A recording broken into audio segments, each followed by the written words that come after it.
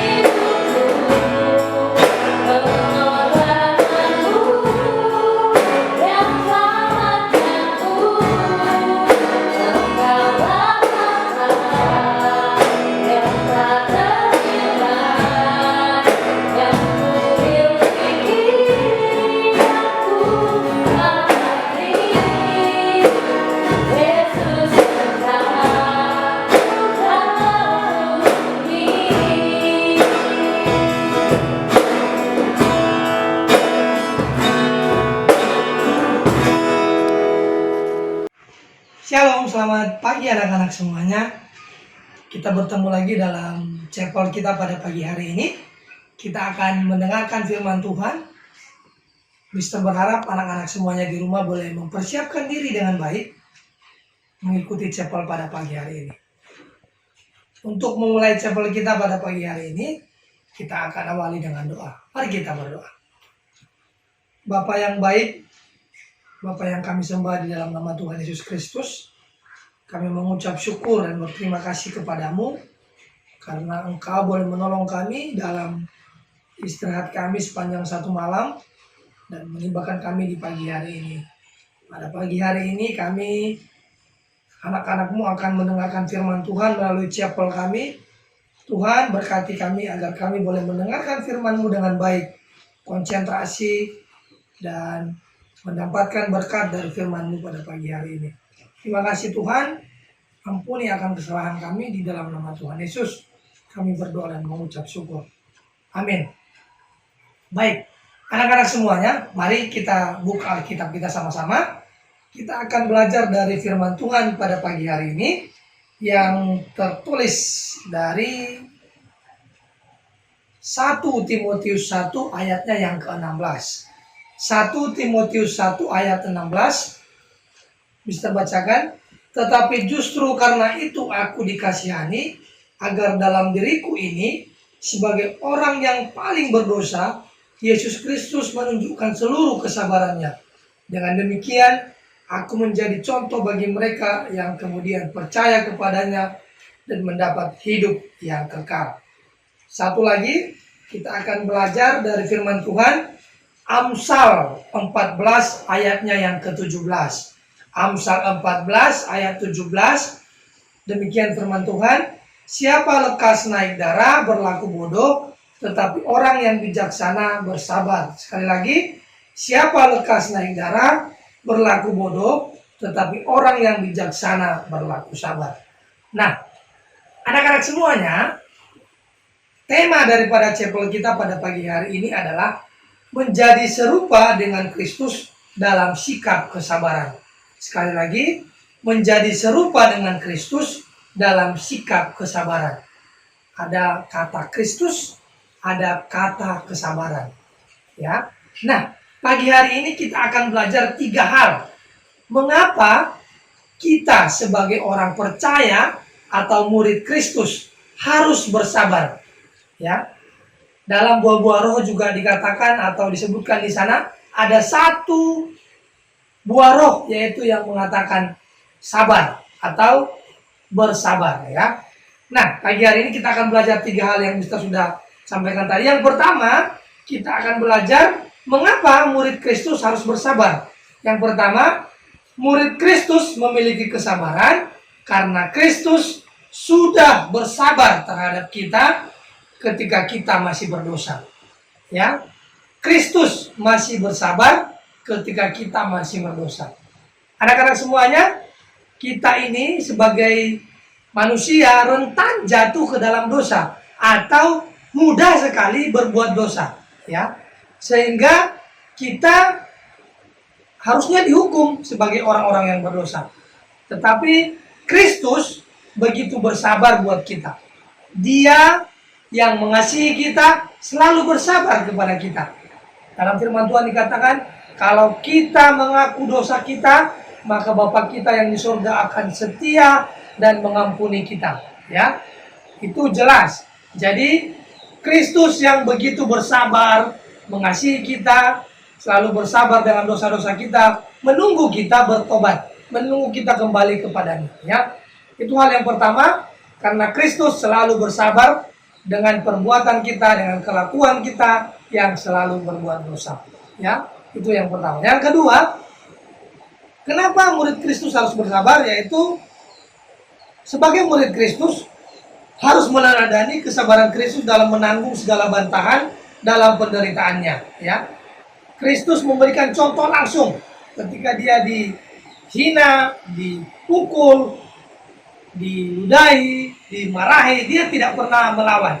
Dia selalu bersabar. Kristus langsung memberikan contoh kepada kita bagaimana dia begitu bersabar dalam menanggung semua penderitaannya. puncak daripada kebaikan Tuhan Yesus adalah dia mati di kayu salib. Ya, peristiwa itu membuat kita harusnya semakin yakin bahwa Kristus itu, Tuhan Yesus yang begitu mengasihi kita, kita sebagai orang-orang yang dikasihi. Ya, dia tidak pernah marah, dia tidak pernah melakukan atau membalas kejahatan yang dilakukan kepadanya. Karena Kristus begitu bersabar. Itu hal yang kedua. Hal yang ketiga, murid Kristus dipakai Tuhan untuk menjadi berkat dengan memiliki kesabaran. Ya, ketika kita sudah bersabar, maka orang lain akan melihat kita, bahkan orang-orang yang belum percaya kepada Kristus akan melihat, wah ternyata anak-anak Tuhan itu beda ya, memiliki kesabaran yang lebih, memiliki satu sikap sabar yang sangat luar biasa. Nah, seperti dalam firman Tuhan tadi di Amsal 14 ayat 17 dikatakan, siapa lekas naik darah berlaku bodoh, tetapi orang yang bijaksana bersabar. Kita sebagai murid Kristus harus bersabar. Anak-anak semuanya jangan cepat marah-marah. Anak-anak semuanya jangan cepat emosian. Ya, harus sabar. Ya, kalau lihat temannya sedang usir atau mengganggu, katakan saja, jangan seperti itu. Jangan langsung marah ya. Sabar dulu, tenang, ya, tidak emosi, tidak mudah marah-marah. Sama orang tuanya juga jangan marah-marah. Kalau orang tuanya di rumah suruh sesuatu, jangan marah-marah ya. Lakukan dengan baik, dengan tulus, dengan ikhlas.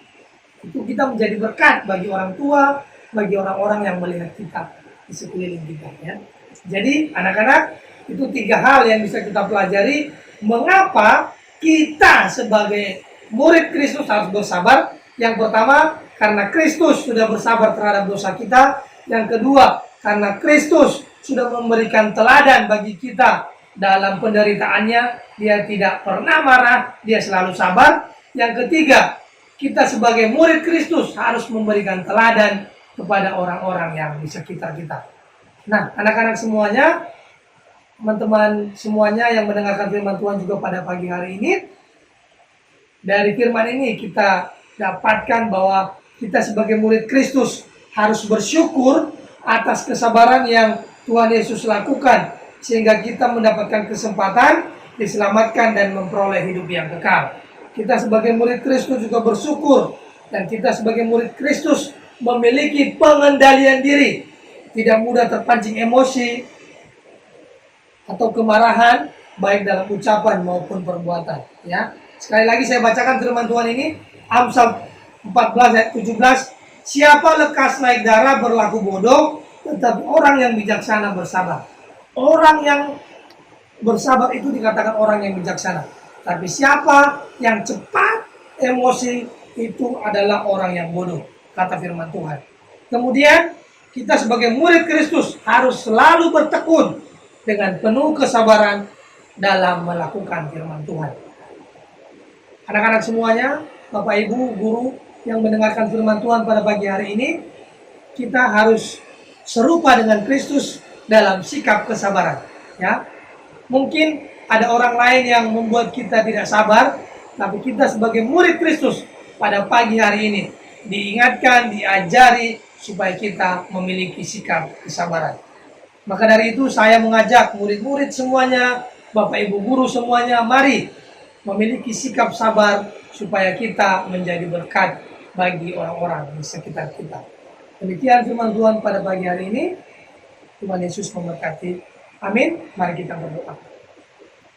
Tuhan Yesus, terima kasih untuk berkat firman-Mu. Kami boleh belajar dari satu firman Tuhan yang mengingatkan kami bagaimana kami harus bersabar sebagai murid Kristus, karena Engkau, Kristus yang mengasihi kami, telah memberikan contoh langsung untuk sabar dan boleh mengendalikan diri dengan baik. Terima kasih untuk firman ini. Kiranya firman ini boleh menguatkan kami, boleh mengajari kami dalam kehidupan kami sehari-hari. Kami dapat melakukan sikap kesabaran terhadap sesama kami. Terima kasih Tuhan. Terima kasih Bapa. Kami akan melanjutkan pelajaran kami hari ini. Tuhan memberkati kami dari pagi, siang, sampai selesainya proses belajar mengajar. Terima kasih Tuhan. Mohon ampuni akan dosa dan pelanggaran kami. Di dalam nama Tuhan Yesus Kristus, kami sudah berdoa dan mengucap syukur. Haleluya. Amin. Oke anak-anak, kita akan memberikan persembahan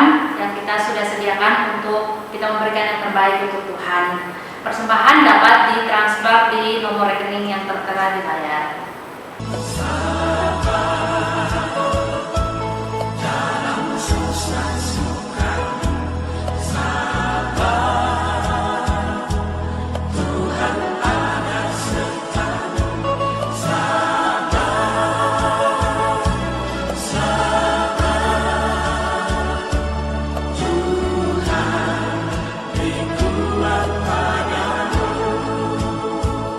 Oke, mari kita berdoa.